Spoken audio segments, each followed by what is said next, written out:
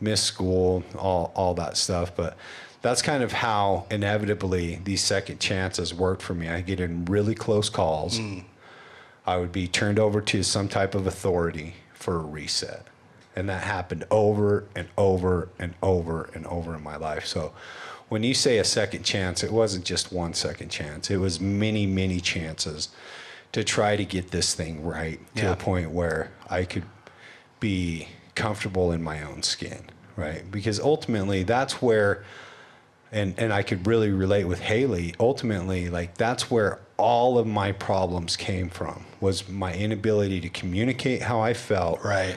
The opportunity to say how I feel and it not be well received, and then my inability to find my placement in life comfortably, right? Because I didn't fit anywhere.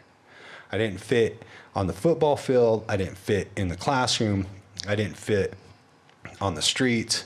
You know, I mean, I found my home in the streets because everybody on the streets didn't feel good in their own skin, and we could tolerate each other, and we could get high, and we could have a good time and make each other kind of feel a part of, right? That whole drug scene mentality. But those guys didn't feel good in their own skin either. They wouldn't have been killing themselves, right? So we were all just kind of feeding each other's disease on the streets. But I still didn't feel comfortable in my own skin. And so I would burn my life to the ground.